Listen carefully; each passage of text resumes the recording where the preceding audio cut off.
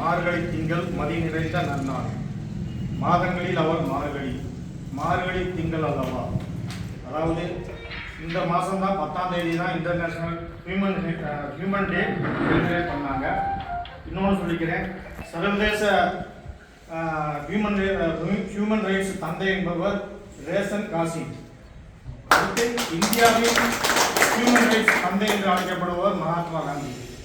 Okay, இந்த வரலாற்று சிறப்புமிக்க நன்னாளில் இங்கே குழுமியுள்ள அனைவருக்கும் என் பணிவான வணக்கங்கள். தலைமை சிறப்பு விருந்தினர் ஆனரபிள் சீஃப் கெஸ்ட்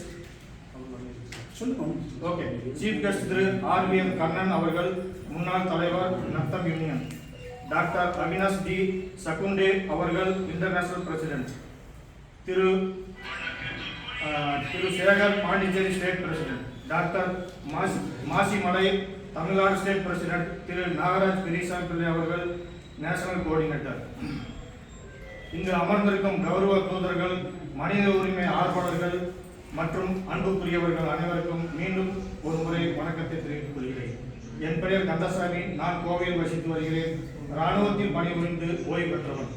சர்வதேச மனித உரிமை தூதுவர் அலுவலகத்தின் பிரமாண்ட சிறப்பு விழாவில் உங்கள் அனைவரையும் வருக வருக என வரவேற்று நான் மற்றற்ற மகிழ்ச்சி அடைகிறேன்.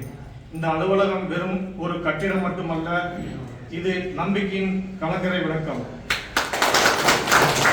ஒவ்வொரு மனிதனும் கண்ணியத்துடனும் சம உரிமையுடனும் வாழ வேண்டும் என்பதே நமது அடிப்படை நோக்கம்.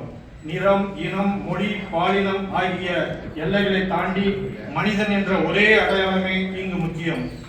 உலகளவிய மனித உரிமைகள் பிரகடனத்தின் உன்னத இலக்குகளை உள்ளூர் மட்டத்தில் நிறைவேற்ற வேண்டிய அவசியம் என்று மிக அதிகம்.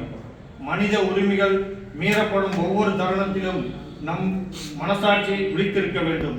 அந்த விழிப்புணர்வின் அடையாளமே இந்த அலுவலகம்.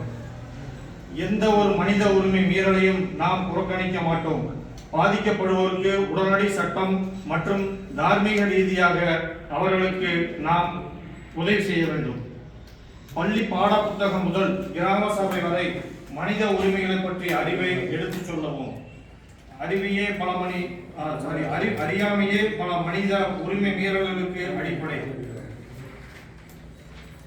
பாதுகாக்கும் கட்டமைப்பை மேலும் வலுப்படுத்துவோம். சர்வதேச அமைப்புகளுக்கு உள்ளூர் மக்களுக்கும் இடையே ஒரு வலுவான பாலமாக இந்த அலுவலகம் செயல்படும். இந்த அலுவலகத்தின் தமிழ்நாடு மாநில ஒருங்கிணைப்பாளர் என்ற முறையில் நான்